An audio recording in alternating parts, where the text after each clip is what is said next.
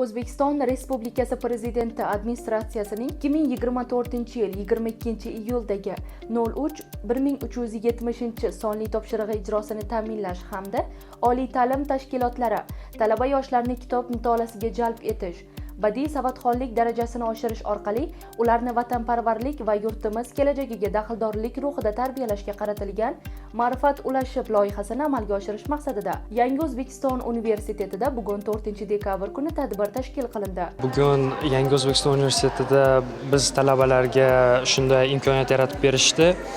Muhammad Ismoil va Gulbahor Saidg'ani kabi shoirlar kelib, o'zlari hayoti haqida, o'zlarini ijodi haqida gapirib berishdi talabalarga, ya'ni bizga, va bu chinakamiga bizga kerakli bilim bo'ldi. Tadbirning faxrli mehmonlari iste'dodli shoirlar Muhammad Ismoil va Gulbahor Saidg'ani bo'lib, ular talabalarga nafaqat she'riyat olamidan, balki hayotiy tajribalari, ijodiy izlanishlari va shoirlik mas'uliyati haqida ham samimiy suhbatlar olib bordilar.